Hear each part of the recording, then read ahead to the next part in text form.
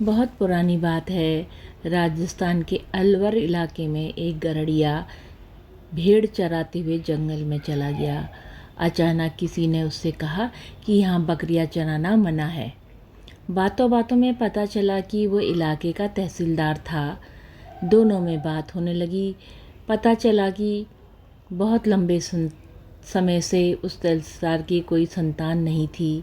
गरेड़ी ने उससे कहा कि आप दौसा के बालाजी हनुमान जी के मंदिर जाके बेटा मांग लो, मिल जाएगा। न जाने क्यों तहसीलदार ने उस गरेड़िए की बात मान ली। उन्होंने हनुमान जी से कहा कि अगर मेरा बेटा हो जाएगा तो मैं उसे यहीं इसी मंदिर में सेवा के लिए छोड़ जाऊंगा। इस बात का जिक्र उन्होंने अपनी पत्नी से भी नहीं कहा। मन्नत मांगने के 1 साल के अंदर उन्हें बेटा नसीब हो गया, लेकिन बाप का प्यार अब आड़े आ गया। उन्होंने हनुमान जी से कहा कि मैं अपना वचन पूरा नहीं कर सकता, आपका ये ऋण मुझ पर रहेगा।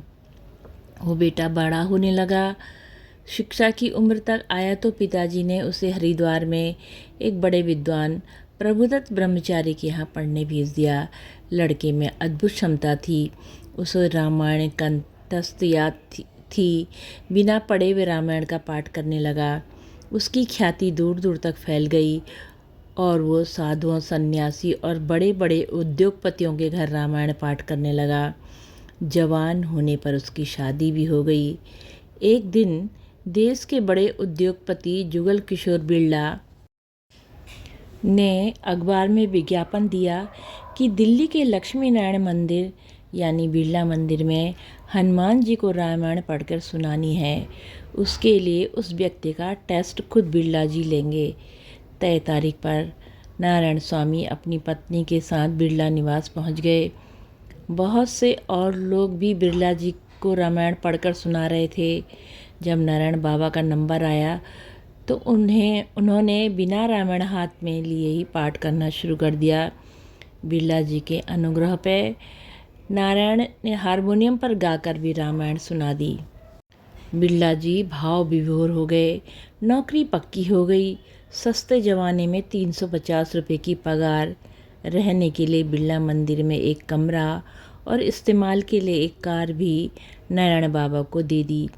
जीवन बेहद सुकून और आराम का हो गया। रुपया, पैसा, शोहरत और देश के सबसे बड़े उद्योगपति से नज़दीकियाँ। बिरला जी के गुरु थे नीम करोरी बाबा। बेहद चमत्कारी संत थे वो।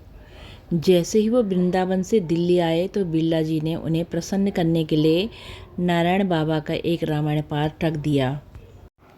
बिरला जी ने नीम करोरी बाबा से कहा कि एक लड़का है जो रामायण गाकर सुनाता है। नीम करोरी बाबा ने कहा कि मुझे भी उस लड़के से मिलना है।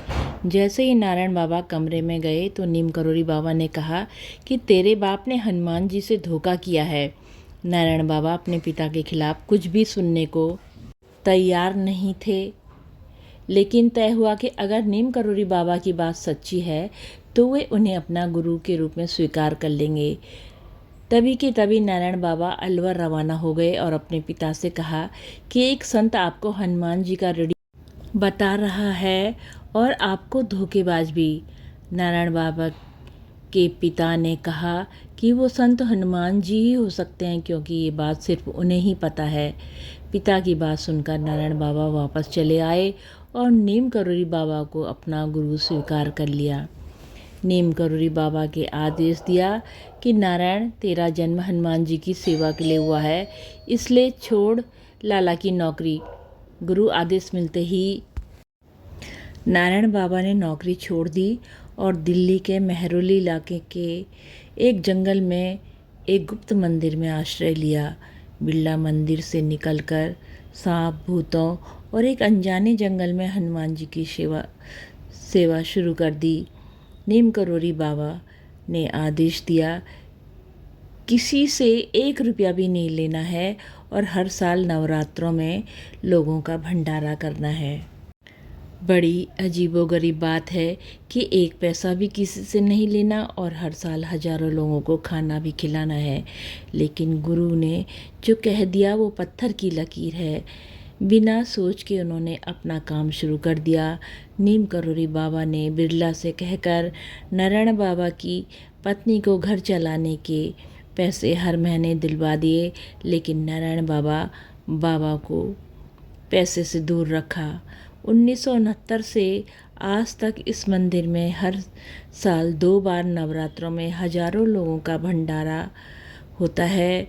भंडारा खाकर चले जाते हैं लोग। किसी को आज तक इस मंदिर में पैसे चढ़ाते नहीं देखा गया, लेकिन हाँ, प्रसाद पाते सबको देखा गया है। जय हो नीम करोड़ी बाबा की सदा जय हो, माँ सिद्धि की सदा जय हो। बाबा सदा अपने भक्तों का कल्याण करना प्रभु, कल्याण करना प्रभु। जय हो बाबा, जय हो।